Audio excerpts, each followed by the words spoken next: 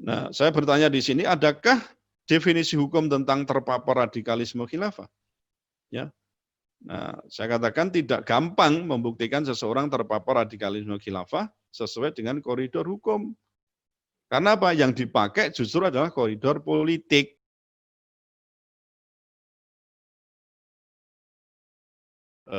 Itu ya kita sebut namanya fobia. Nah, apa yang misalnya terjadi yang kalau yang di UI tadi harus saya klarifikasi dulu ya. Di UI itu ternyata 13 poin dalam fakta integritas itu tidak diakui oleh pimpinan universitas di sana ya karena itu dikatakan hoax. Jadi setelah ya isunya mencuat itu ya tidak ada fakta integritas 13 poin itu yang ditandatangani oleh mahasiswa baru. Mahasiswa baru cuma menandatangani hal-hal yang sifatnya dengan kode etik kampus ya dan seterusnya itu yang itu sudah diteken ketika seorang calon mahasiswa baru itu kemudian melakukan registrasi ulang. Itu sudah nggak ada masalah itu. Karena menurut pimpinan waktu itu, ini sudah cukup ya, nggak perlu dirinci dengan 13 itu yang justru itu menimbulkan ketidakadilan terutama dalam pelaksanaan human right ya, hak asasi manusia untuk berserikat, berkumpul, menyatakan pendapat dan seterusnya itu. Itu terkait dengan hak sipil tadi. Nah, yang sekarang kita bahas itu mungkin juga termasuk bagian dari adanya Islamophobia di kampus. Nah, padahal saudara tahu kan kampus itu adalah salah satu trilogi dalam peradaban Islam ya yang harus dipertahankan selain ada masjid dan pesantren. Nah, maka ketika kampus ini sudah tidak lagi memiliki kapasitas sebagai sarana untuk apa ya, sebagai tempat namanya kawah candra di muka, kawah penggodokan ya calon-calon pemimpin bangsa ini, waduh sudah ini sudah tamat ya, sudah tamat di sini sebenarnya. Artinya tidak bisa kita harapkan nanti ada calon-calon pemimpin bangsa negara ini memiliki kapasitas pengetahuan yang komprehensif. Artinya apa? Loh semua harus diketahui juga gitu deh. Tapi ketika protokolnya menyatakan, wah jangan ini, dipelajari aja nggak boleh misalnya. Oh itu sudah bertentangan dengan misi kampus yang sering saya katakan, misi kampus itu adalah merohanikan ilmu pengetahuan. Nah makanya kalau ketika kita ingin merohanikan itu apa? Merohanikan berarti pencarian justice and the truth. Bahkan kalau kita misalnya Anda sempat nanti atau sudah ya berstudi di S2 misalnya di S3 terutama di situ itu akan ada biasa terpampang ya di dinding obral opo di dinding apa ya di dinding kampus itu di dinding kelas-kelas itu tertulis apa itu namanya searching the truth nothing but truth. Coba Anda bayangkan itu. Searching the truth, nothing but truth. Jadi pencarian kebenaran tidak ada yang lain adalah kecuali kebenaran. Itu kan keren sekali. Berarti apa? Memang di kampus itu mesti dididik ya anak-anak ya peserta itu mahasiswa itu menjadi apa? Menjadi insan-insan yang radikal. Radikal itu artinya berpikir secara mendalam, mengakar, atau kalau kita mau naikkan dulu kita pernah bicarakan itu ya mengenai masih ingat ya tentang critical thinking.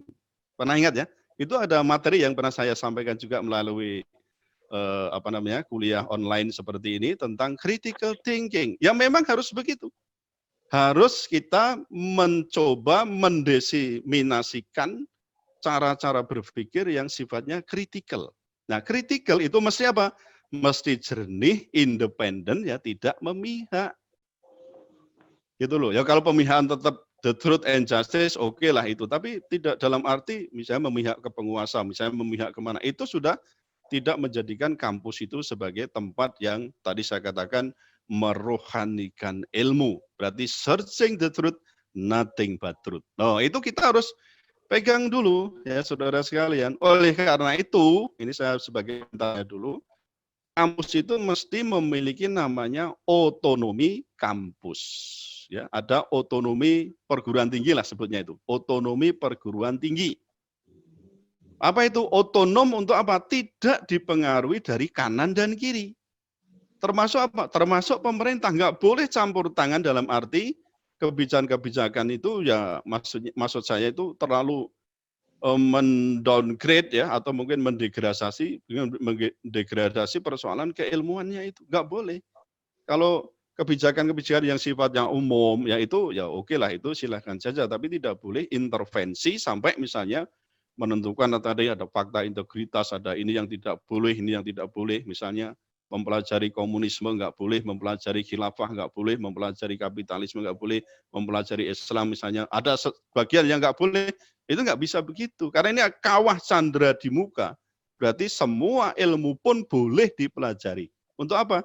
Ya kemudian untuk diperbandingkan, untuk dikritisi, ya kan dicari mana yang paling benar, mana yang paling tepat, mana yang paling pas untuk diterapkan pada situasi kekinian, kan gitu. Nah, jadi saudara sekalian, dalam hal ini saya perlu menekankan itu karena soal otonomi perguruan tinggi itu menjadi sangat penting. Tapi saudara, kalau lihat fakta bagaimana? Nah, ini yang jadi masalah. Karena baik itu bentuknya BLU, ya BLU itu Badan Layanan Umum, ya, atau sudah dalam bentuk BHMN, ya BHMN itu berarti Badan Hukum Negara ya, PTNBH, taruhlah begitu ya, PTNBH Perguruan Tinggi Berbadan Hukum. Nah, kayak Undip itu sudah menjadi PTNBH, setelah dulu sempat menjadi BLU. Ya. Nah, Anda tahu mengenai pemilihan rektor misalnya. Ya, rektor itu dipilih oleh siapa? Betul itu oleh Senat Universitas, tetapi di dalam Senat itu ada unsur menteri yang memiliki 35%, ya sekitar 35% suara. Jadi misalnya ada ranking ya, yang terpilih paling tinggi, suara tertinggi di Senat, tidak ada jaminan. Kalau tidak didukung oleh menteri 35% itu mesti lewat. Bahkan yang nomor 2 atau nomor 4 terakhir pun ketika itu didukung dengan 35% itu bisa jadi. Nah, oleh karena itu saudara bisa lihat apakah mungkin dengan cara yang demikian itu kampus menjadi istilahnya mandiri atau ada yang kita sebut dengan otonomi perguruan tinggi tadi. Nah, enggak ada. Akhirnya apa? Nanti menurun kepada dosennya dan juga sivitas yang lain, akhirnya tidak memiliki namanya apa istilahnya itu otonomi keilmuan, ya tidak punya otonomi keilmuan, atau juga akhirnya kayak guru besar pun bisa juga tidak memiliki namanya otonomi istilahnya apa itu mimbar itu loh ya, jadi kebebasan mimbar maksud saya ya. Kebebasan mimbar itu kan hanya dimiliki oleh seorang guru besar atau senior yang sudah memiliki reputasi yang bagus. Itu akhirnya ya bisa Anda bayangkan pasti akan terkooptasi oleh kekuasaan atau oleh rezim yang sedang berkuasa. Dan itu memang akhirnya jalurnya begitu gitu loh. Nah, kita coba untuk sekarang memahami bagaimana kalau misalnya suatu kampus itu dicoba ya untuk diajukan sebuah proposal terhadap satu aliran tertentu atau ajaran tertentu yang menurut saya itu sebagai bagian dari ya agama Islam misalnya, kemudian ada protokol kampus anti khilafah misalnya. Nah, ini jadi masalah besar di sini. Kenapa? Ya karena sejak awal ya kita sudah berkali-kali menyampaikan bahwa khilafah itu sebagai bagian dari ajaran Islam. Nah, saya kan bolak-balik ya untuk ini buku iki ya. Ini ada buku yang konsep kepemimpinan dalam apa namanya? Dalam Islam ya, konsep kepemimpinan dalam Islam yang dikarang oleh Profesor Dr. Abdullah. Nah, ini bukan Pak Abdullah suaminya Mbak Sam ya. Profesor Dr. Abdullah Ad-Jumaji. Ini guru besar Fakultas Dakwah dan Usuluddin Universitas Ummul Qura Mekah. Oh, ini apa? Ini didasarkan pada pembuatan buku sebanyak 260 kitab. Ini. Jadi nggak main-main. Kalau mungkin saya tunjukkan ini yang fikih Islam sederhana yang yang ini juga berlaku di Malaysia, di Indonesia ini sudah dicetak 69 kali. Ya, ini karangan Haji Sulaiman Rasyid. Ini juga ada bab 15 yang menyatakan apa namanya, mengupas tentang apa itu kekhalifahan. Nah ini ya, saudara lihat nih ya, jelas toh? Oh itu jelas. Bab berapa? 15 ya, tentang judulnya Kitab Al-Khilafah. Ya. Itu di halaman 494 sampai 507. Belum lagi yang saudara mungkin ahli tentang kitab-kitab fikih ya. Beberapa mazhab Syafi'i, Hanafi, Hambali, Maliki dan seterusnya itu sudah juga menyebut atau mengkaji persoalan khilafah itu sebagai bagian dari ajaran Islam. Jadi dari sisi keilmuan kalau kita open mind sebenarnya no problem di situ. Memang keadaan demikian ya. Nah baik, saya akan mencoba untuk menjelaskan lebih lanjut menggunakan apa namanya PowerPoint yang sudah saya siapkan di sini ya.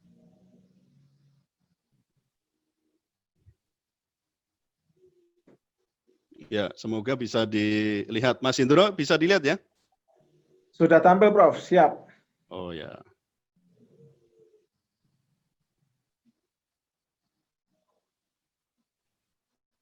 Ya. Saya kalau lihat foto ini ya teringat Akpol ya, karena itu foto diambil ketika saya masih mengajar di Akpol ya. Sampai kemudian saya dinyatakan diberhentikan mengajar dari Akpol karena terpapar radikalisme. Wah, keren toh? Wah, oke keren lah ya. Terpapar radikalisme. Ya, katanya begitu sih ya. Kan jadi soalnya ramah, terdidik dan berakal ya gitu kan. Ya, kita agak santai aja ya Mas Indro ya, enggak usah. Ini situasinya harus menghendaki kita agak santai biar imunitas kita enggak turun ya Mbak Sam ya. Nek turun disuntik Mbak Sam. Jadi itu kemana-mana bawaannya suntik, wah itu Mbak Sam itu ya. Kemana-mana yang dibawa suntik. Rekolnya kurang ajar, suntik, cekrok. Wah, sudah. Ya. Ya baik, jadi kuliah kita adalah mengulik proposal protokol kampus anti khilafah. Nah ini saya sampaikan ya terkait dengan apa yang di apa namanya internet ya, di media sosial kita temukan ada seorang staf pengajar di Fakultas Hukum dan pasca sarjana UIM, Universitas Islam Malang ya, kalau nggak salah ya, betul ya. Universitas Islam Malang itu yang mencoba untuk memikirkan sampai membuat usulan ya, maka saya katakan proposal itu tentang protokol kampus anti khilafah. Nah, kalau kita lihat apa sebenarnya tujuan utama dari protokol kampus anti khilafah ini, atau sebelumnya apa yang dimaksud dengan protokol kampus anti khilafah itu kalau saya lihat di medsosnya yang ada itu, ya. Yang pertama itu harus dimulai dari persoalan rekrutmen mahasiswa baru itu bagaimana. Kalau tadi saya bandingkan dengan apa yang terjadi di UI, ada namanya tanda tangan untuk fakta integritas. Ini kalau misalnya diiyakan dan diambil oleh misalnya Menteri Pendidikan dan Kebudayaan, kemudian diturunkan mewajibkan semua rektor, ya pokoknya gitu ya, supaya membuat protokol kampus anti khilafah dan mahasiswa baru nanti harus misalnya menandatangani bahwa apa mahasiswa baru dan lama itu menandatangani fakta integritas ya sifatnya edukatif yang berisi apa larangan mengikuti dan menyebarkan paham. Nah ini sudah salah lagi kan paham khilafah padahal kita sudah kajian-kajian itu sudah ngomong ini bukan paham tapi ini adalah sistem ya sistem pemerintahan yang sama dengan ada namanya mulai dari tirani, monarki, tirani, ada aristokrasi, ada oligarki, ada demokrasi, ada oklokrasi. Nah ini sebenarnya sama, maksudnya sama ini adalah sistem pemerintahan. Nah kenapa kalau soal khilafah yang pernah berjaya misalnya selama 1300 tahun, yang itu faktanya ada, ya buku-bukunya ada, sejarahnya ada, kok kemudian mau dihilangkan begitu saja? dikuburkan dan dikaburkan, katanya begitu ya. Dikuburkan dan dikaburkan. Loh iki piye? Nah, secara dunia tentu nggak bisa dong mengatakan begitu. Loh ada, memang betul. Kita punya namanya buku juga ya. Ada buku tentang apa itu? Ini ada ini. Ini. Ini buku tentang the fall of the khilafah. Ya, ini juga cukup lumayan menguras energi nih kalau pokoknya buku dipunyai nanti soal diwoco pora ya nanti carry gitu ya. Yang penting punya dulu ya. Sudah kita buka-buka juga sudah. Nah, jika melanggar, coba Anda bayangkan di situ. Jadi dilarang apa? Mengikuti, menyebarkan paham khilafah atau yang sealiran dengannya. Ini kan pasal yang kalau ini jadi pasal ngaret era umum ini. Ya. Jika melanggar dikenakan sanksi dari skorsing hingga pemecatan, dikeluarkan dari kampus. Prof, maaf Prof. Ya. Ini apa slide-nya belum ditampilkan, baru covernya. Loh masa?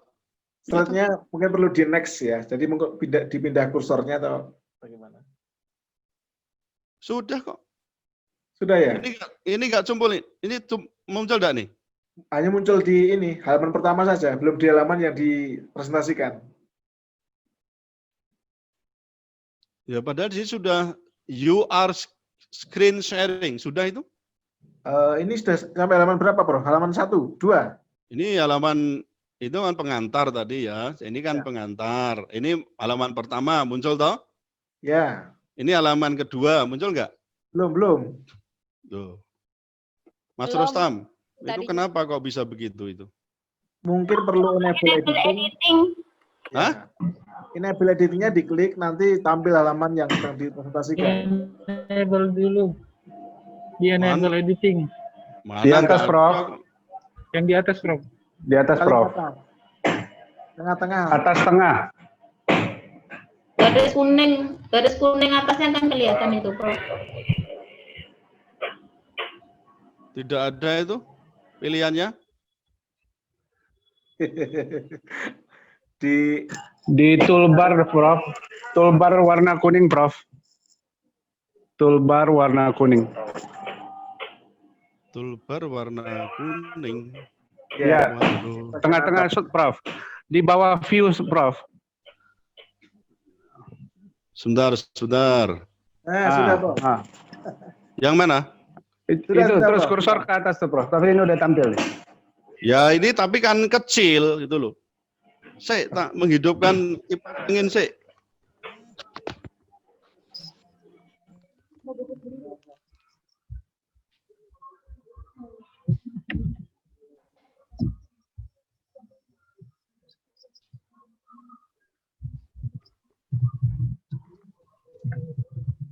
Kok tambah suwe-suwe kok tambah panas gitu ya. Ternyata blowernya belum dihidupkan. Kalau begini bisa ini. Bisa, Bro. Ya tapi kan enggak kelihatan ini, enggak kelihatan besar maksud saya. Insya Allah cukup, Prof. Oh gitu ya. Bisanya Ya. sih ya. Ya, jadi yang tadi saya sampaikan ini adalah protokolnya. Kira-kira proposalnya seperti ini ya. Jadi mahasiswa baru itu harus menandatangani fakta integritas ya, yang sifatnya katanya integritas edukatif yang berisi larangan mengikuti dan menyebarkan paham khilafah atau yang sealiran dengannya. Jika melanggar, nah ini dikenakan sanksi dari skorsing hingga pemecatan atau dikeluarkan dari kampus. Lalu dosen dan karyawan juga dilarang keras mengikuti dan menyebarkan sistem atau paham khilafah atau yang sealiran dengannya. Jika melanggar dikenakan sanksi dari skorsing hingga pemecatan atau dikeluarkan dari kampus. Ya sama kan? Nah, termasuk juga kebijakan-kebijakan itu pasti akan diarahkan bagaimana supaya ajaran ya kalau mereka sebut namanya paham khilafah itu tidak dipelajari atau dikembangkan di kampus. Nah, ini kira-kira berbahaya apa tidak? Nah, apa tujuan utamanya? Di sini tujuan utama protokol ini adalah sebagai pijakan berperilaku agar tidak terpengaruh atau istilahnya dijerumuskan oleh kelompok yang membenarkan sistem khilafah. Nah, sehingga apa? Nah, diharapkan di sini sehingga berjuta generasi muda ya atau kader bangsa bisa dicegah dari memilih khilafah. Ini kalau di ilmu pengetahuan, wah ini kacau banget kalau seperti ini. Gitu loh. Karena tadi saya katakan, ini kampus itu adalah kawah candera di muka. Bahkan kalau Anda pernah ingat ya, yang disampaikan oleh Menteri Ristek Dikti tahun 2019 dulu, Pak Muhammad Nasir, ya, yang menyuruh saya supaya diteliti lebih lanjut katanya, ya. Nah, itu Pak Menristek Dikti waktu itu menyatakan apa? Boleh mempelajari komunisme, juga boleh mempelajari khilafah di kampus. Sekarang coba kalau Anda bayangkan, kalau nggak dipelajari, taruhlah misalnya di hukum tata negara ya, kita kan ada bagian di Undip itu misalnya ada bagian hukum tata negara. Yang dipelajari sistem tata negara itu apa? Masa cuma monarki, tirani, ya toh, aristokrasi, oligarki, demokrasi misalnya. Enggak, sama sekali nggak mempelajari tentang ada sistem lain, ternyata ada sistem kekhalifahan. Ini juga dulu ya waktu saya belajar tentang HTN itu juga nggak belajar tentang khilafah loh, bener. Ya dulu waktu saya S1 itu nggak pernah tahu. Ya baru setelah Pak Abdullah ke kampus itu yang memperkenalkan, oh ternyata ada ya. Sebenarnya saya bisa tahu lah ya, maksudnya beberapa teman yang datang kemudian diskusi itu ya sebenarnya nggak ada masalah di situ. Ketika misalnya kita mau open mind, mau berpikir, ini adalah kampus tempat orang berpikir. Bahkan komunisme aja yang jelas-jelas dilarang ya melalui TAP MPRS nomor 25 tahun 66 itu jelas dilarang. Ya, menganut, menyebarkan bla bla bla ada semua. Lalu itu dipertegas ke dalam Undang-Undang nomor 27 tahun 99. Jelas dilarang. Itu pun masih bisa dipelajari. Ya kan? Sorry, jadi masalah ini ketika misalnya lalu wah kok proposal khilafah ditujukan untuk mencegah apa nih? Mencegah katanya supaya nanti orang tidak milih khilafah. Kita harus tahu semakin dicegah suatu aliran biasanya, itu semakin orang juga mau untuk mempelajari apa sih sebenarnya. Islam di Eropa beberapa akhir-akhir tahun ini misalnya di Perancis misalnya semakin banyak juga karena mendapat serangan-serangan macam itu banyak juga yang kemudian menjadi mu'alaf. Ya. Kemudian mempelajari Islam, tentang Islam itu apa? Oh itu dipelajari. Kenapa kok ini sampai dipersekusi, sampai dibenci, sampai ini apa sih sebenarnya? Semula orang tidak tahu menahu, tidak mau tahu, akhirnya malah mempelajari. Kan gitu loh. Nah ini sama ketika sesuatu itu yang ditakutkan itu, saya juga belum yakin apakah yang menakutkan ini ngerti enggak tentang khilafah, sudah belajar enggak tentang sistem kekhalifahan, ngerti enggak sejarahnya gitu loh. Dan itu sebagian besar justru Muslim. Ya koplak toh, ya toh, itu Muslim, agamanya Islam justru yang seperti itu. Loh kok iso gitu loh. Maka kan ada tulisan saya di Facebook itu. Wah, bagaimana kok Islam kok meragukan ajaran Islam sendiri? Ya itu nalari piye. Loh, kalau saya tanya nalari piye itu katanya mengganggu atau meresahkan masyarakat. Kalau saya sudah mikir ya nalari piye itu sudah menganggap sudah dianggap katanya nggak sopan, guru besar kok ngomongnya gitu, mikir ya kita kudu mikir ya, punya otak nggak candelan tok ya untuk apa. Akhirnya kan guru besarnya berotak kecil ya, guru besar harus berotak besar, open mind. Nah gitu kan kabeh ya untuk dipelajari. Karena profesor tidak sekufu dengan rezim, Prof. Iya betul di situ. Tapi sebenarnya yang boleh-boleh aja itu.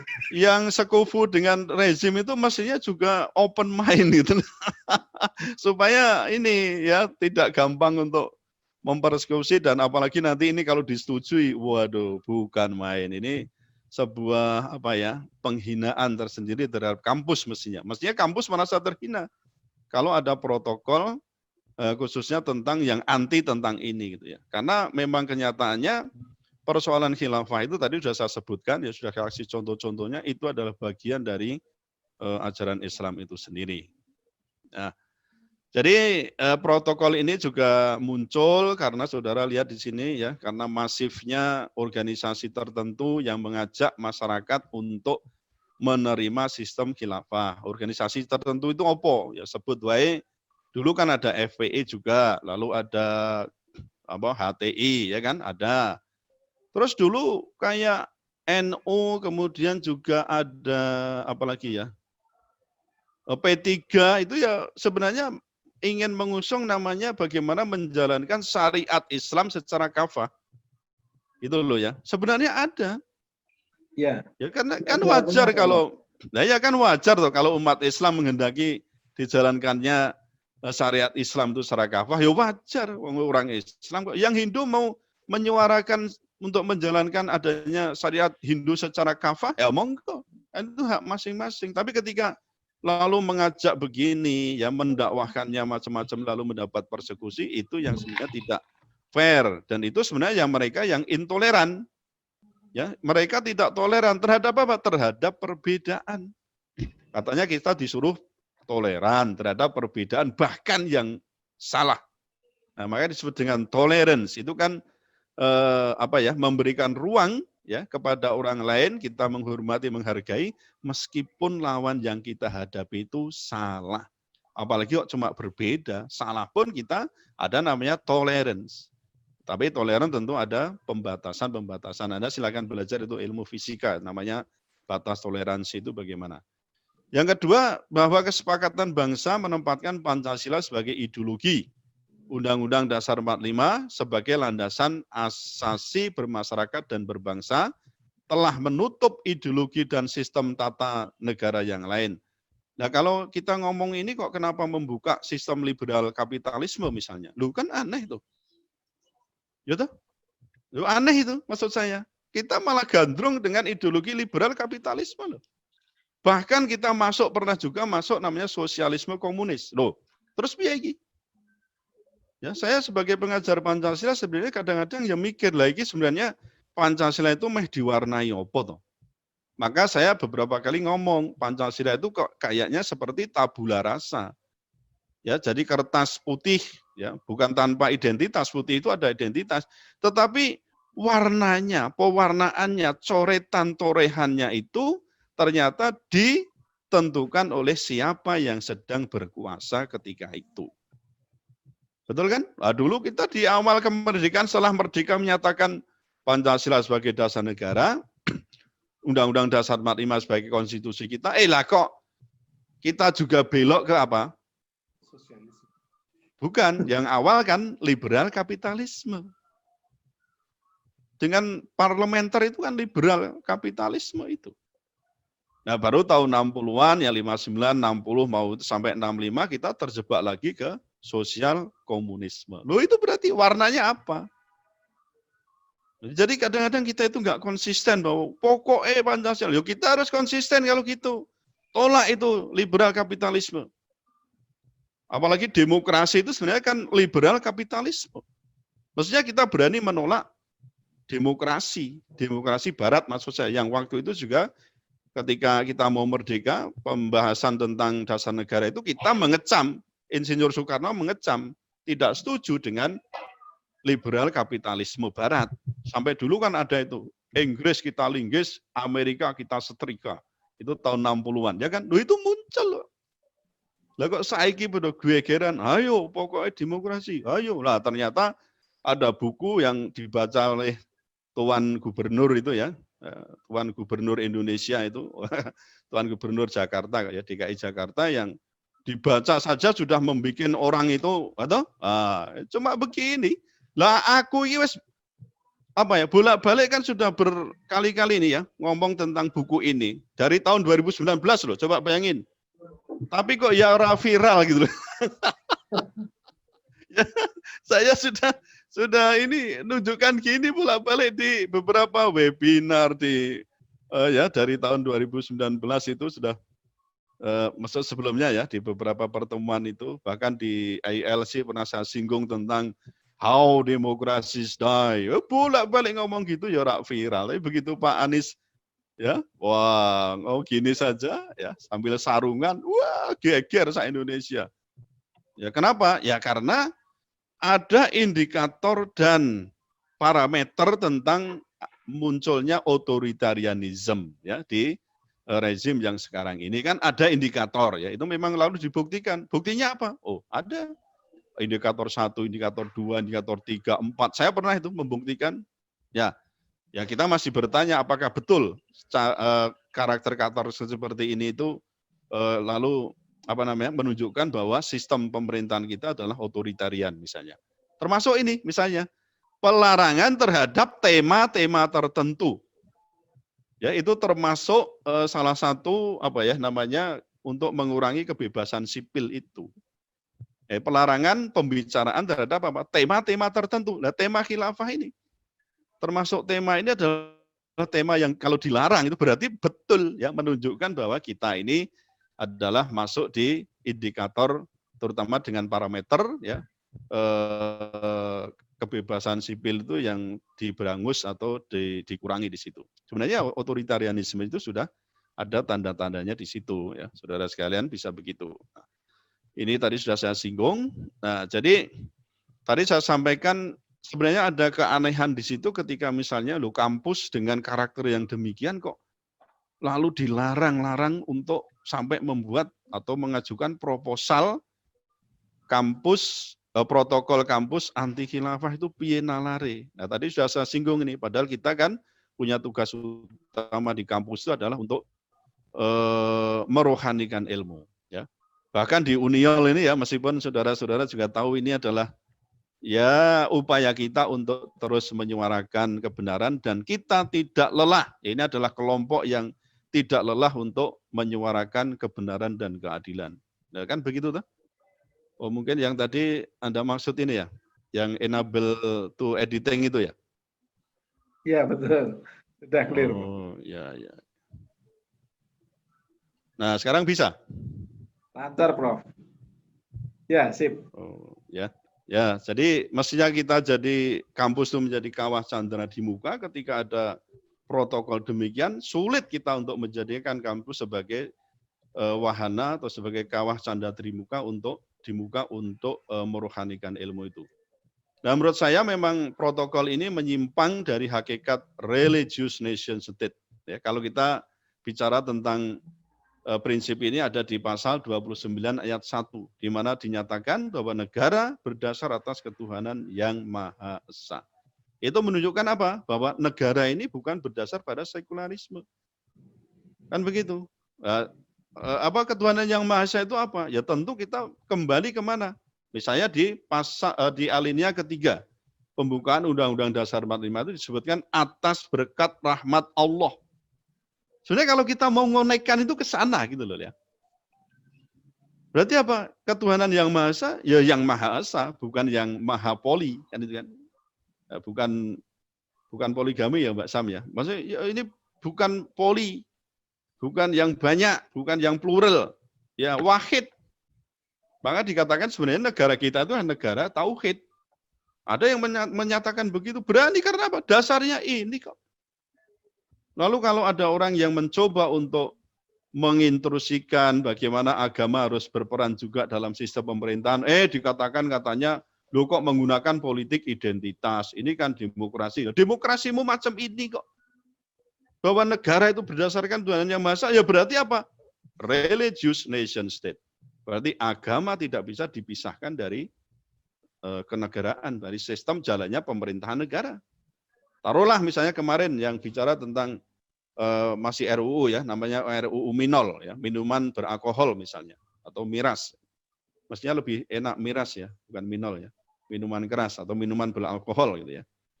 Itu kan sampai sekarang masih jadi tarik-menarik antara kepentingan-kepentingan. Wah, ini nanti bagaimana. Padahal dari sisi ketuhanan yang Maha Esa, kita taruhlah ada kitab yang jelas mengatur. Apa itu? Al-Quran. Mengatakan apa? Nah, khamr itu adalah diharamkan. Berarti apa? Ya tidak boleh memproduk khamr. Tidak boleh mengedarkan, atau menggunakan dan seterusnya. Mestinya kan jelas itu. Kalau misalnya yang lain tidak mengatur, ya berarti ikut yang siapa nih agama yang mengatur kan itu. Ya tapi karena demokrasi tadi ya persoalan adalah kedaulatan itu di tangan rakyat, bukan di tangan di tangan syariah begitu ya, di tangan hukum-hukum Allah. Nah, jadi ya tergantung dari kesepakatan nanti. Nah, itu nanti ada istilahnya moderasi ya, istilahnya moderasi yang tidak moderat, artinya yang radikal berpikir sampai mendasar itu kan ya haram-haram.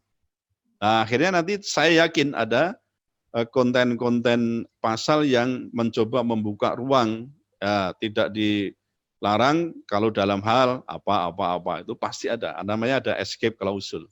Ya oke lah, karena memang sementara kita pakai demokrasi ya kita nikmati aja, memang begitu mau apa.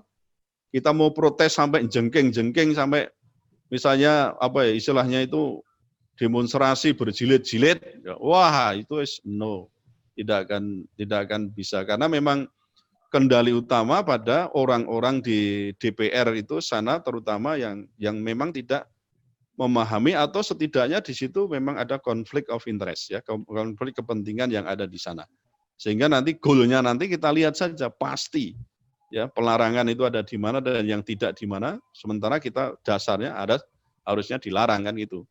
Itu karena kapitalisme itu ya sarananya tadi, sarananya adalah demokrasi, ya memang demokrasi akan melanggengkan bagaimana sistem liberal kapitalisme itu terus bisa berjaya. Ya, ini persoalan yang kita hadapi di sini.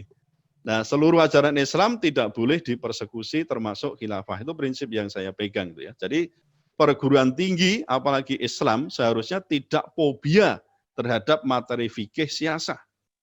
Nah, pertanyaan saya di situ lalu nalarkah jika ada sivitas akademika ya, akademika suatu kampus itu yang apalagi kok kampus Islam ya menawarkan protokol anti khilafah. Maka tadi saya katakan lu nalare iki kepiye gitu loh. Kok iso gitu loh. Kalau nggak mau memperjuangkan ya wis mbok meneng kan itu kan. Nggak usah menista, nggak usah menggegeri ya karepe dhewe kan begitu toh mestinya. Ya wong ajaran Islam itu jelas kok. Ya, mau berdebat bagaimana? Nah, saya kan bolak-balik ngomong begini, persoalan sekarang itu tidak bisa atau belum bisa diterapkan di Indonesia, ya kalau di Indonesia khilafah kan tidak mungkin bisa kan, karena ini kan transnasional, benar kan? Jadi nggak bisa kalau Indonesia tok khilafah. Ya kalau syariat Islam bisa, tapi untuk maksudnya bisa ditegakkan ketika misalnya ya apalagi ya sistemnya kalau nggak sistem kekhalifahan mana bisa syariat Islam kafah dijalankan. Ya paling tidak ada prototipe bagaimana yang bisa dijalankan syariat Islam kafah. Ya taruhlah yang sering saya sebut itu Aceh itu ya. Aceh sudah diberi wewenang ya dalam hal kemasyarakatan terutama itu untuk menjalankan syariat Islam secara kafah. Itu ada di Undang-Undang Nomor 11 tahun 2006. Ya, itu ada disebutkan bagaimana itu ya di pasal berapa? 13 atau berapa itu. Nah, untung saya juga bawa nih. Ini ya tak tunjukkan juga, jangan nanti dikira saya ngomong tok ini ya. Ini ada konun ya. Konun Aceh itu ya. Itu yang bicara tentang bagaimana syariat Islam itu bisa ditegakkan di sana, cuma memang dalam hal sistem pemerintahan itu tidak disebutkan secara letterlek gitu ya. Misalnya di pasal, halo ini suara saya bisa didengar nggak ini? Jelas, Prof. Oh jelas ya. Jadi di pasal 13 ya itu disebutkan urusan wajib lainnya yang menjadi kewenangan pemerintah Aceh merupakan pelaksanaan keistimewaan Aceh yang antara lain meliputi ini penyelenggaraan kehidupan beragama dalam bentuk pelaksanaan syariat Islam bagi pemeluknya di Aceh dengan tetap menjaga kerukunan hidup antar umat beragama. Penyelenggaraan kehidupan adat yang bersendikan agama Islam. Ya, terus ada lagi penyelenggaraan pendidikan yang berkualitas serta menambah materi muatan lokal sesuai dengan syariat Islam. Nah coba, kalau misalnya ini itu diterapkan di Aceh, kira-kira protokol kampus anti khilafah ini masuk enggak? Tetap tidak akan masuk. Gitu loh ya. Nah saya yakin di Aceh enggak laku ini protokol kampus anti khilafah ini. Saya juga masih tanda tanya kira-kira nanti protokol kampus anti khilafah itu apakah juga akan diterapkan dimulai dari misalnya Universitas Islam Malang itu ya. Apakah betul akan dimulai dari sana? Memang saya belum juga bisa memastikan bahwa di sana sudah berlaku dan apakah itu kemudian menjadi apa itu namanya kebijakan universitas atau masih hanya sebatas gagasan dari seorang staf dosen Fakultas Hukum dan juga dosen pasca sarjana yang bernama Pak Abdul Wahid ya, Pak Abdul Wahid itu saya dengar, saya baca dari media sosial yang sudah ada, linknya ada kok. Kita tinggal mencari aja, ketik protokol kampus anti khilafah. Mesti nanti muncul foto beliau dan juga uraian yang ada di situ. Wes nggak percaya saiki bukaan ya, langsung nanti ketemu di situ. Ya. Nah berikutnya yang perlu saya sampaikan bagaimana sebenarnya kok saya mengatakan protokol kampus anti khilafah itu tidak relevan ya dengan apa ini kok feedback ini ya. Dengan prinsip hukum kita sebagai religious nation state. Mas Rustam, tolong ini ada feedback ini. Saya mendengarkan omongan saya sendiri. Saya mendengarkan omongan saya sendiri. Omongan saya sendiri. Ya, halo? Ya, jadi status hukum bagaimana kita mendakwahkan khilafah misalnya, ya. Jadi di status hukum misalnya di tahun 2000, jadi 19, 18, 19 itu memang era yang tahun 8 ya 19 penyematan radikal era yang terkait dengan radikal. Nah, terutama dalam hal juga nanti terkait dengan seleksi CPNS. Ya nanti ditanya itu. Nah, kalau dulu ada screening PKI ya komunis, nah, sekarang ada screening khilafah. Kalau komunis malah tidak jadi masalah misalnya. Nah, ini yang persoalan khilafah itu di screening. Oh, Anda setuju enggak dengan khilafah? Anda, wah itu ada pertanyaan-pertanyaan tersendiri di situ. Hukum, ya itu kadang ya lebih bifurkasi ke negara kekuasaan. Sementara kita tahu pasal 1 ayat 3 itu ya berbunyi bahwa Indonesia ialah negara hukum. Berarti apa? Kalau mau melakukan pelarangan, kalau mau macam-macam, ya harus dasarnya peraturan perundang-undangan. Kalau menyangkut semua rakyat Indonesia, harus ada undang-undang. Ya kan itu kan prinsipnya. Tidak bisa keputusan ini, ya hanya menteri itu nggak bisa kalau diterapkan pada seluruh, ya maksudnya berlaku untuk seluruh rakyat di Indonesia. Meskipun itu kan pegawai negeri misalnya. Jadi mestinya nggak seperti semacam ini ya. Kalau memang begitu ya rumuskan aja itu dalam bentuk undang-undang. Apakah undang-undang ASN misalnya diubah lagi, ya ditambahi tentang adanya larangan tentang khilafah. Kalau berani, ya saya kan masih ragu itu untuk misalnya menyatakan bahwa khilafah sebagai ajaran yang bertentangan dengan Islam oleh karenanya, misalnya kemudian itu bertentangan dengan Pancasila. Saya nggak sampai berpikir bahwa itu akan diiyakan. Maka yang muncul itu adalah ini kebijakan-kebijakan sektoral, kebijakan lokal. Kayak saya ini, misalnya di Undip, ya Undip ada nih, oh ketentuan tentang ini, atau mungkin tentang ini yang disebut dengan ASN radikal. Oh ini berarti Anda termasuk frame ini. Nah, nanti pasti tawarannya, loh kalau Anda tidak mau begitu ya keluar aja dari ASN. Loh kok ngono gitu loh ya. Kok begitu caranya misalnya, itu kan menurut saya tidak benar. Maka kan harus ada apa? Ya kita duduk bersama untuk bicara bersama, sebenarnya ini barang apa, adakah misalnya MUI mengeluarkan larangan bahwa khilafah adalah bukan ajaran Islam, dan itu bertentangan dengan Pancasila. Silahkan kalau MUI mau berani begitu. Mengeluarkan fatwa bahwa khilafah bukan ajaran Islam, oleh karenanya tidak boleh disentuh, tidak boleh dipelajari, tidak boleh didakwahkan, tidak boleh. Silahkan kalau berani. Ya toh, kira-kira berani enggak? Nah, saya kok berpikir tidak akan berani. Ya. Lalu pelarangan terhadap tindakan pemikiran warga negara harus diatur dengan undang-undang tadi sudah saya sampaikan ya, tidak cukup dengan SKB. Ya. Karena apa? Ya akhirnya kan soal radikalisme terkait dengan juga khilafah itu kan, terutama untuk radikalisme yang terkait dengan khilafah, itu kan sifatnya lentur dan kabur. Saya katakan begitu. Jadi tadi sesuai dengan sektor, sesuai dengan lokalnya bagaimana.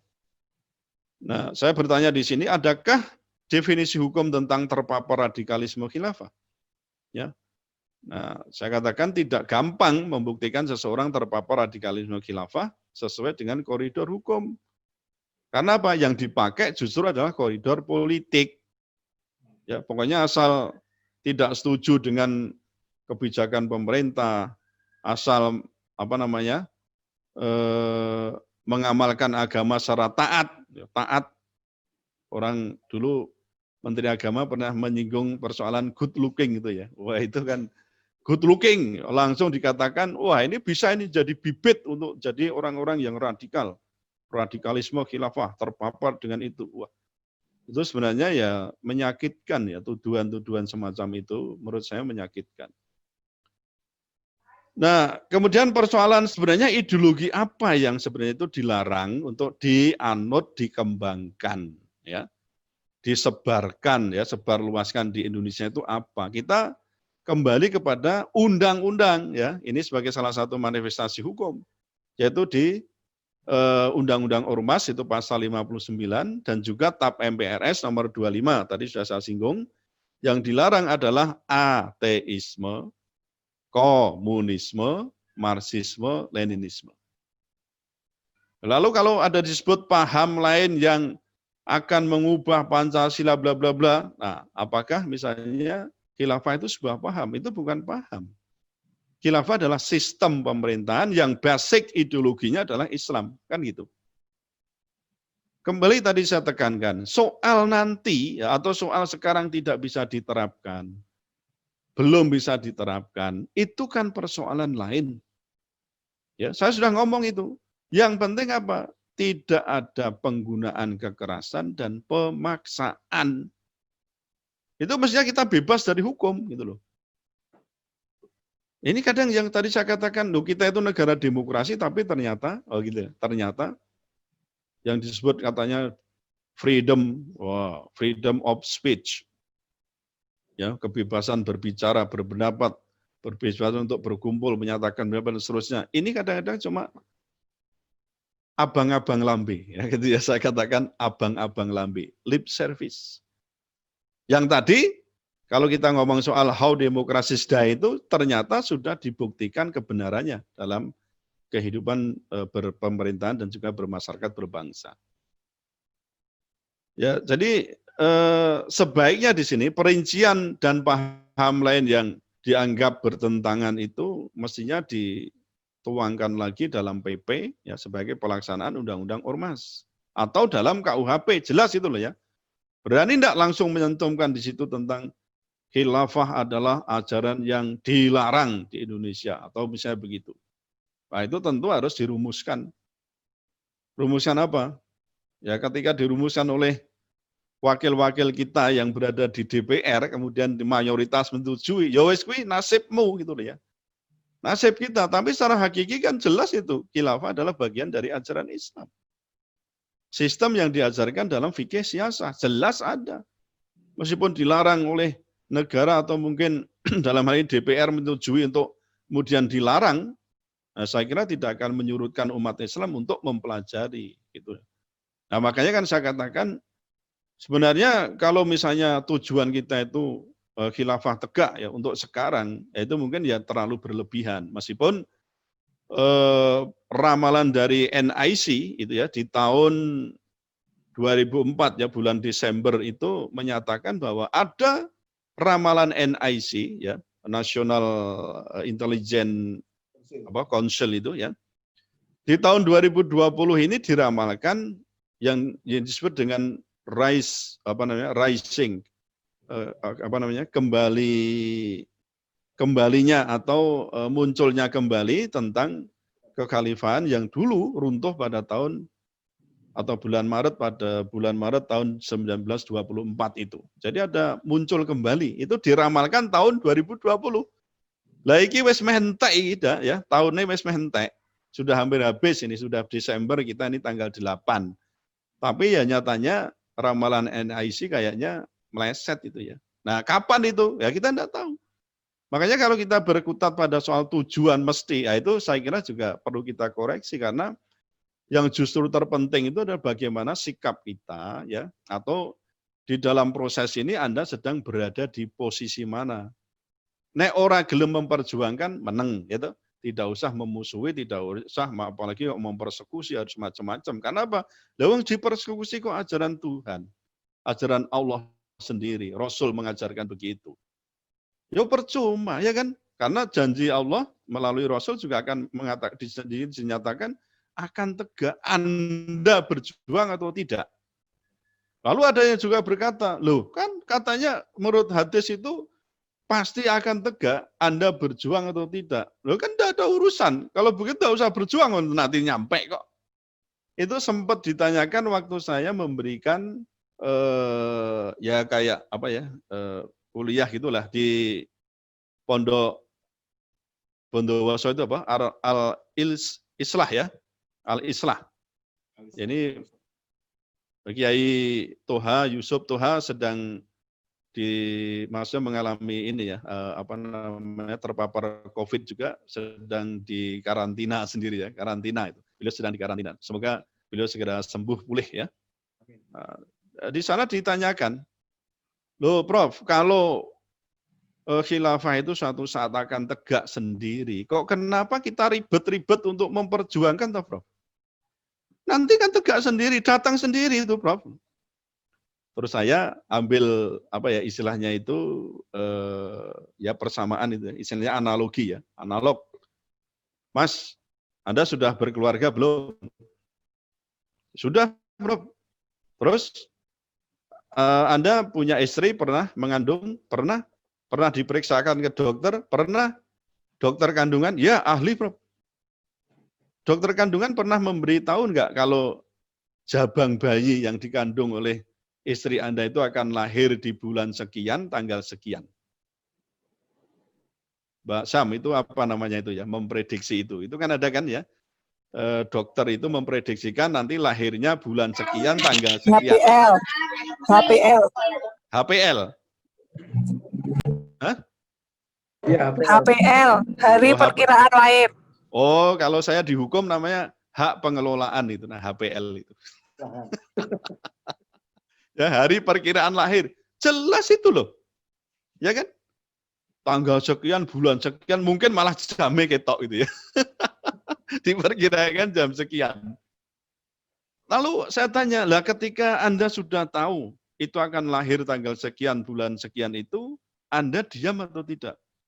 Ya enggak tahu, Prof. Anda perlu mempersiapkan popo piye, kesadaranmu sebagai seorang ayah gimana, menyiapkan ibumu, ya istrimu sebagai seorang ibu piye, engko nek neteki piye, ya kan? Engko nek menggendong gendong piye, popok piye, kan kira-kira perlu enggak kesadaran itu?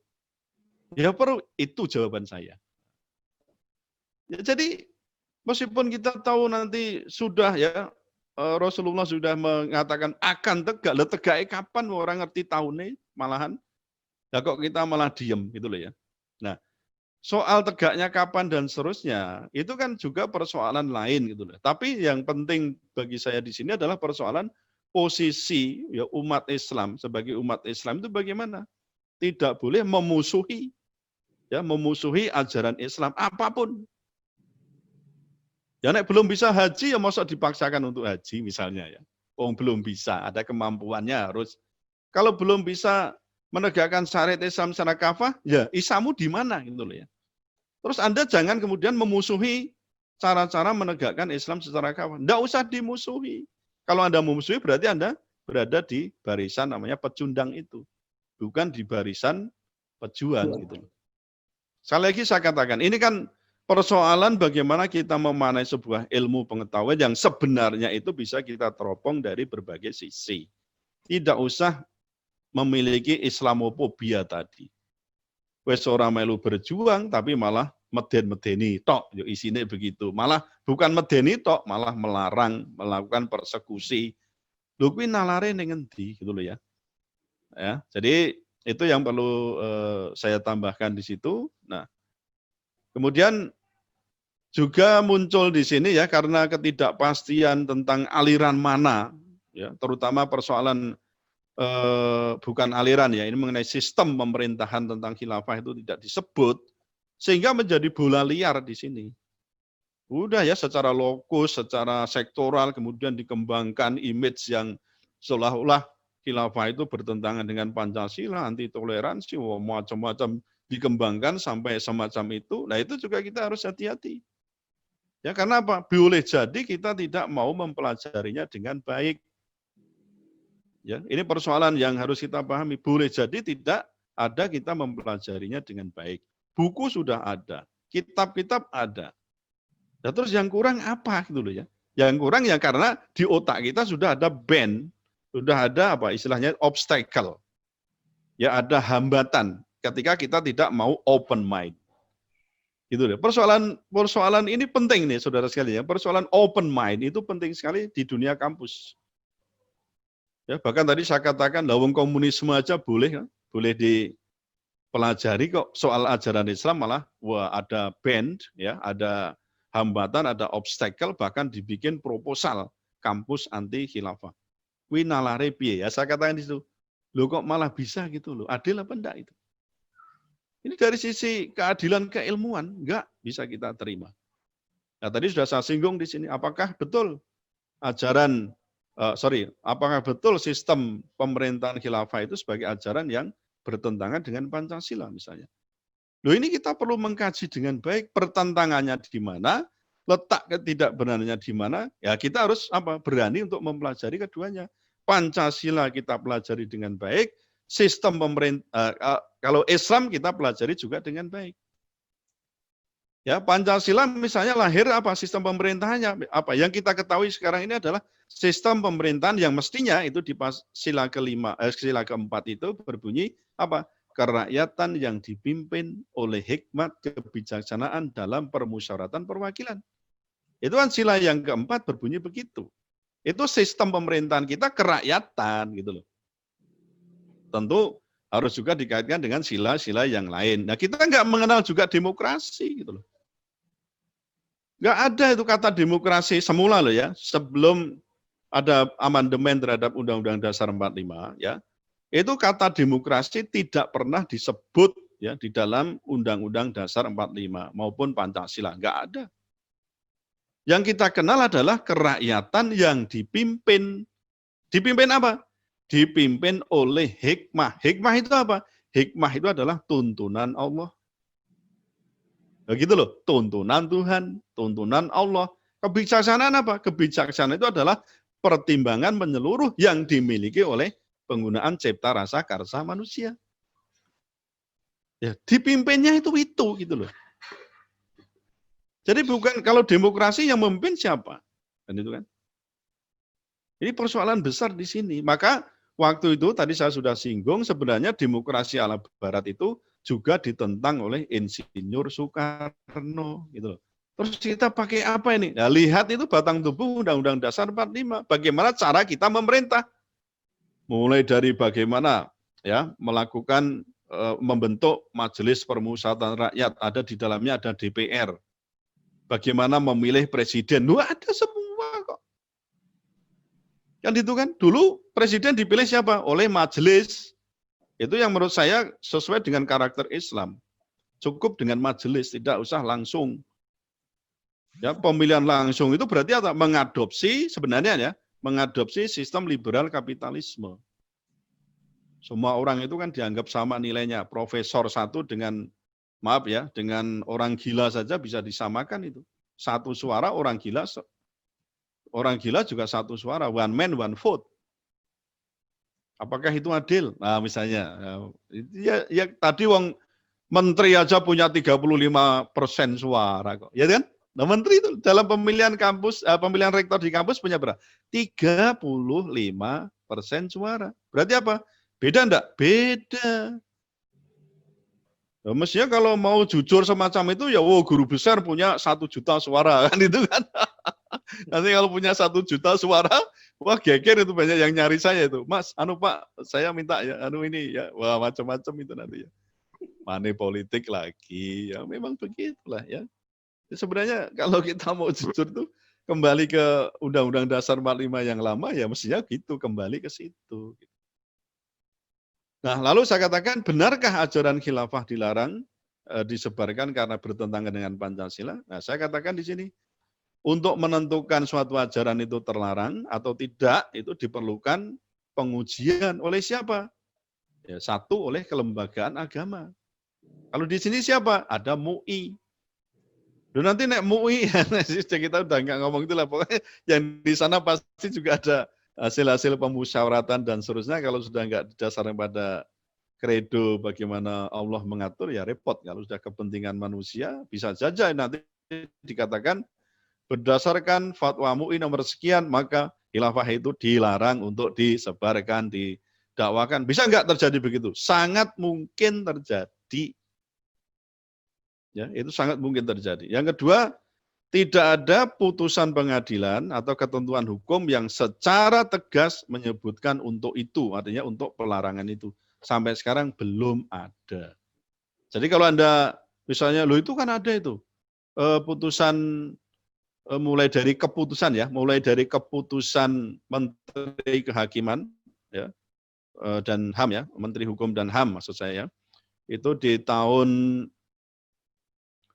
berapa itu? 2017 ya, tahun 2017 itu kan ada pencabutan Badan Hukum Hizbut Tahrir Indonesia. Lalu digugat, dikuatkan di PT UN, tetap ya ada pencabutan Badan Hukum itu karena prinsipnya contrarius actus ya. Padahal kalau kita dasarkan pada undang-undang sebelumnya ya, Undang-Undang Nomor 17 tahun 2013 ya tentang ormas, nggak bisa itu asas contrarius actus. Lalu dengan Perpu itu memungkinkan asas contrarius actus. Apa maksudnya? Siapa yang mengeluarkan SK, ya dia berhak untuk mencabut. Nah ini yang mengeluarkan SK untuk Badan Hukum itu kan Kementerian Hukum dan HAM. Nah, berarti boleh langsung mencabut. Padahal kalau berdasarkan ada hak asasi manusia pertimbangan macam-macam di Undang-Undang 17 2013, nggak boleh, harus melalui apa? Peradilan. Itu. Nah, lalu sampai di PT TUN kalah, ya tetap dicabut, sampai Mahkamah Konstitusi juga tetap ada pencabutan itu. Tapi dari keputusan dan putusan yang ada itu tidak ada pernyataan secara langsung, ada diktum yang menyatakan bahwa sistem pemerintahan khilafah itu tidak boleh dipelajari, merupakan sistem yang terlarang, itu tidak pernah kita temukan. Nah itu akhirnya kan hanya penafsiran-penafsiran aja yang tentang itu. Karena apa? Loh melarang bagaimana wong sistem ini adalah sistem yang ada di dalam fikih siasah Islam. Itu ya blunder toh ketemunya akhirnya di situ. Nah kalau menurut saya ya bebas saja. Tadi saya katakan komunisme boleh dipelajari, kenapa ajaran Islam nggak boleh dipelajari? Ya, ini saya sudah sampaikan saya kira ya tentang apa itu hakikatnya, soal buku-buku yang tadi saya sampaikan sudah ada, bahkan tadi ini juga yang sebenarnya saya tunjukkan untuk untuk Gubernur Akpol waktu itu ya, Pak Riko ya, Pak Riko waktu itu. Saya bawa ini waktu saya di sidang di Akpol. Ini tak gowo iki. Waktu DKKE di Undip, ya saya bawa tak tunjukin, ini loh bukunya iki ono gitu loh. Terus salah ini kalau orang membaca itu. Buku-buku saya bawa, bahkan langsung waktu itu Pak Riko langsung berpesan ini, langsung memesan buku ini ke penerbitnya langsung, mungkin 35 atau 45 itu langsung dikontak, saya pesan sejumlah sekian. Ada kok. Waktu saya di Akpol itu ya menyampaikan apa adanya. Dan saya katakan apa begini, saya tetap NKRI itu Pak, mosok Suteki nggak NKRI. Ya sudah, Prof sudah selesai sebenarnya nggak masalah. Nah, kok malah tiba nih ngenggon ya sampai pada titik tertentu saya malah tidak boleh mengajar di Akpol itu, jadi kepiye kadang tak pikir-pikir ya wes mbuh lah ya orang ngajar ya wes malah ngajar di Uniol. malah malah jadi amirol di Uniol ya, Amir Universitas Online ya. Ya enggak masalah. Ini kan sarana kita untuk mencerdaskan kehidupan bangsa. Ya, bukan bangsat ya, tapi bangsa ya, mencerdaskan kehidupan bangsa. Kalau bangsa itu enggak usah dicerdaskan, ini sudah apa namanya? Wes dedel dhewe lah ya. Ya. Jadi menurut saya memang akhirnya kita harus punya prinsip di sini ya, sebatas itu ide, pemikiran, ya diskursus dan seterusnya itu memang tidak boleh ada persekusi. Ya, semacam yang kemarin ada di Pasuruan itu ya, Anda mau jujur apa tidak terserah ya bagaimana. Menurut saya itu adalah sebuah pelanggaran terhadap undang-undang ormas ya, baik individunya atau organisasinya. Itu diatur di dalam pasal 59, yaitu nanti connectingnya ke pasal 82 Undang-Undang Ormas. Ada semua diatur itu. Ya, untuk orang bisa dihukum sampai 1 tahun, gitu ya. Lalu kalau untuk ormas itu yang melakukan pelanggaran-pelanggaran itu bisa dibubarkan. Ya, itu kan ada itu.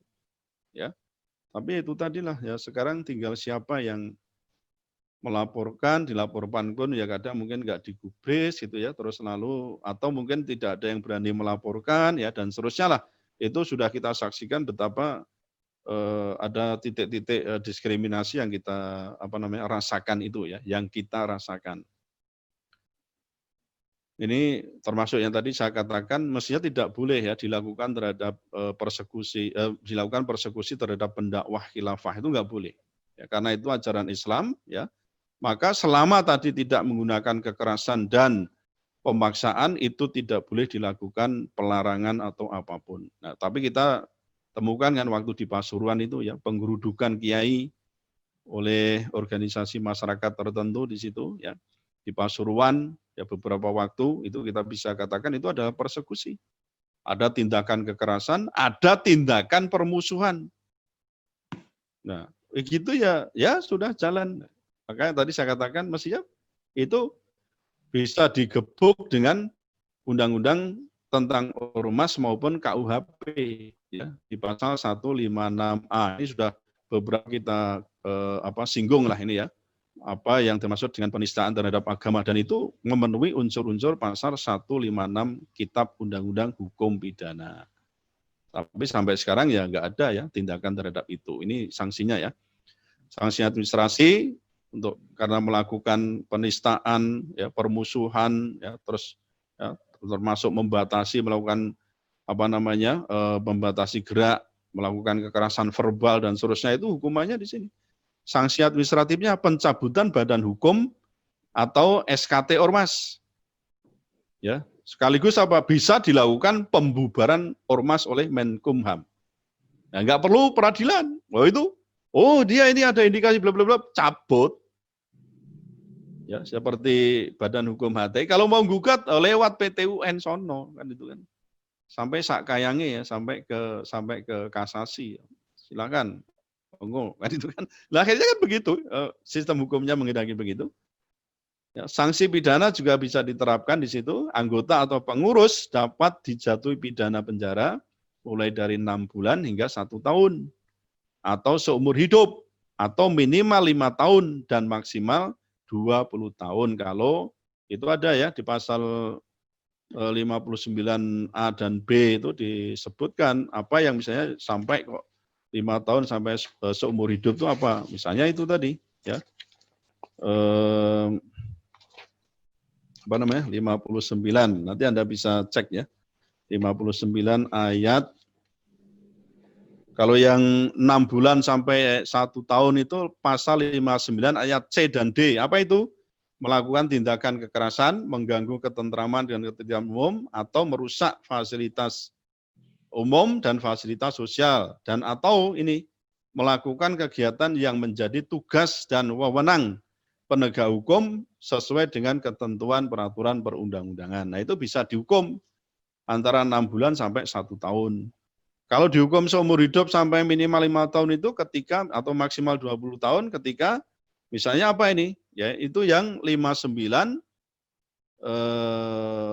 huruf A dan B misalnya, melakukan tindakan permusuhan terhadap suku, agama, ras dan atau golongan, melakukan penyalahgunaan, penistaan atau penodaan terhadap agama yang dianut di Indonesia.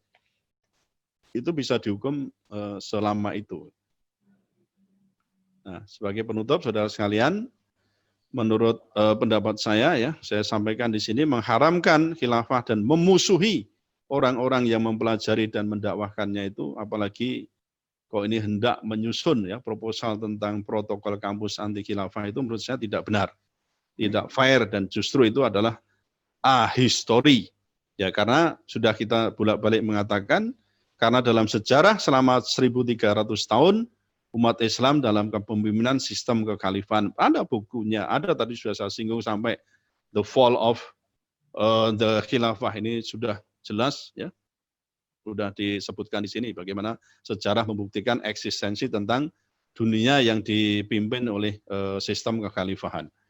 Bukankah beberapa wilayah Indonesia juga sempat menjadi bagian atau setidaknya wakil kekhalifahan Utsmani? Ya, ada Demak, Yogyakarta, dan jejaknya sampai sekarang masih kita bisa lacak. Kemarin ada film kan, ada apa? Jejak Khilafah di Nusantara. Jejak Khilafah di Nusantara. Jejak Khilafah DN ya, Jejak Khilafah di Nusantara itu ada. Ya meskipun itu pro kontra lah, yang kontra ya orang namanya Islamfobia, jadi ya wis angel ya, angel tuturane ya. Angel banget tuturanmu. Ayo wis angel banget tuturanmu. Juga kita temukan di sini bahwa khilafah itu terbukti bagian dari fikih siasah. Sehingga khilafah adalah ajaran Islam, bukan ajaran terlarang. Mendakwahkannya bukan tindakan kriminal dan bukan terpapar radikalisme. Nah, maka persekusi kepada pendakwah khilafah itu baik perorangan maupun organisasi merupakan perbuatan pidana yang dapat dijerat KUHP pasal 156A dan Undang-Undang ITE serta Undang-Undang Ormas tahun 2017 yang tadi sudah banyak kita katakan, kita sampaikan itu. Pertanyaan terakhir adalah nalarkah ya kalau kita menerima begitu saja proposal protokol kampus anti khilafah? Nah, ini menjadi renungan bagi kita ya. Saya tidak dalam rangka untuk apa-apa ya, tapi kita mencoba untuk mengkaji dan mengaji ya apa yang ada di hadapan kita, apa yang tersurat, tersirat kita kaji supaya apa? Tidak gagal paham. Jadi sebatas itu sebagai suatu ilmu, mempelajarinya itu boleh. Asal tadi tidak ada pemaksaan dan tidak ada penggunaan kekerasan. Ya, itu ya saudara sekalian yang bisa saya sampaikan untuk kuliah online pada sore hari ini. Ini baru jam 5 ya, masih ada setengah jam mungkin untuk bisa bincang-bincang. Ya. Kalau mau sampai jam 7 ya enggak apa-apa ya, nanti maghribnya dikodok. Ora oleh itu maghrib dikodok. Kalau sama Isya ya nanti ya. Sama Isya enggak apa-apa ya. Oh enggak usah lah ya, kita beberapa saat aja nanti kita selesaikan.